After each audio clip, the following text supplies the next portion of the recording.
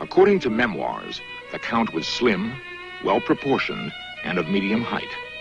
His features were pleasant, and his eyes possessed a great fascination. Those who looked into them were profoundly influenced. His sense of humor and courtly manner made him especially attractive to women. Among them, King Louis's mistress, Madame Pompadour. He was a truly delightful person, and he knew all of the European languages, and he was very entertaining. The king, you know, is easily bored, but never by Saint-Germain. And yet there was a mystery to him. Nobody knew where he came from or his true identity. And there was a strangeness. Some of my very elderly friends at court said they had known him for 50 years, and yet he never seemed to age. If he had a magic elixir of life, I wish he had given some to me. Saint-Germain neither confirmed nor denied anything said about him. How old was he? 100? 200? 2,000 years? He either smiled or responded with cheerful evasiveness. He spoke at least a dozen languages so fluently that in any country he visited, he was accepted as a native. But where was he actually from? Portugal? Egypt? Atlantis? One very mysterious thing. In all of the banquets we have attended together, I have never seen him eat one morsel of food. While his peers gorged at banquets, Saint-Germain dined alone on light portions of cereal, vegetables, and the white meat of chicken. Was this his secret for long life? Small, balanced meals? Voltaire, France's aging intellectual, expressed great admiration for Saint-Germain.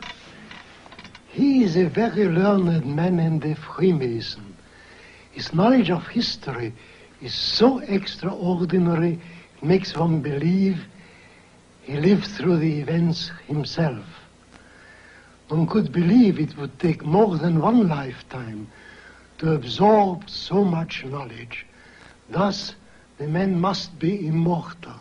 He was so knowledgeable in politics and history that I used to send him on secret missions to make peace with England, but that was my mistake.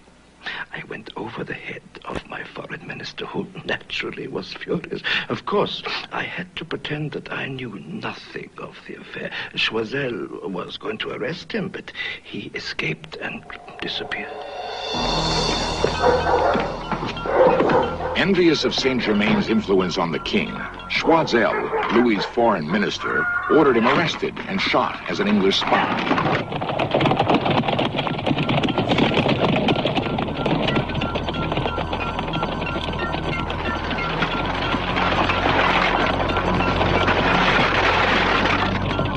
Choiseul circulated vicious rumors throughout Europe, claiming that Saint-Germain was a Portuguese of questionable parentage who married for money in Mexico and absconded to Turkey with his wife's jewels. Saint-Germain escaped to the English Channel and crossed safely to London.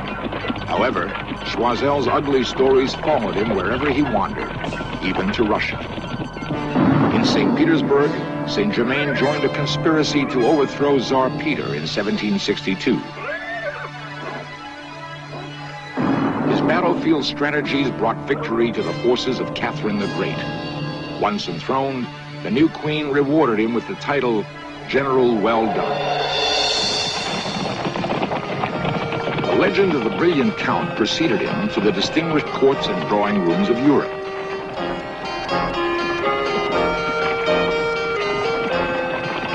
Wherever he traveled, Saint-Germain was welcomed as a scholar, a scientist, and raconteur.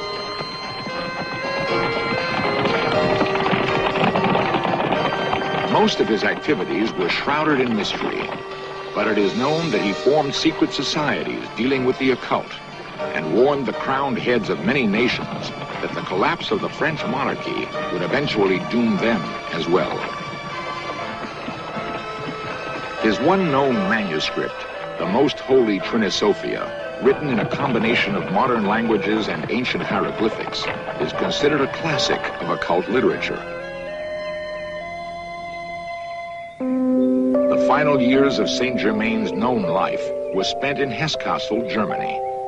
He divided his time between experiments in alchemy and meetings of his secret societies. Few people knew Saint-Germain as well as Prince Charles, his last known confidant and benefactor. In 1784, word spread across Europe that Saint-Germain lay mortally ill in the castle of Prince Charles.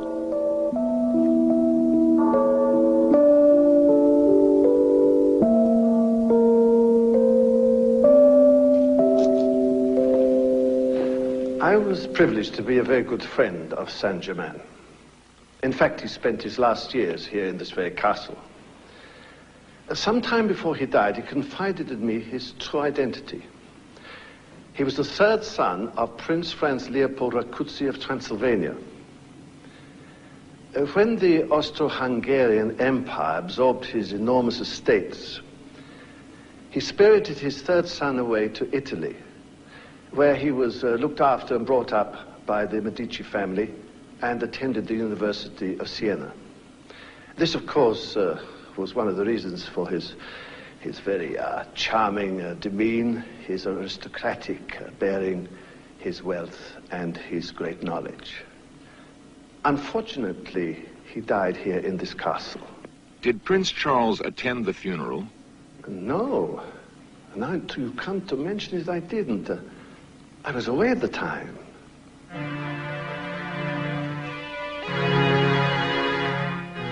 There are no records of Saint-Germain's burial. 10 years later, he was sighted in Paris at the height of the French Revolution. Sightings continued well into the 19th century. Evidence recently discovered in the library of the British Museum indicates that Saint-Germain might well have been the lost third son of Prince Rákóczi, born in Transylvania in 1694. If he died in Germany in 1784, he lived 90 years. The average life expectancy in the 18th century was 35 years.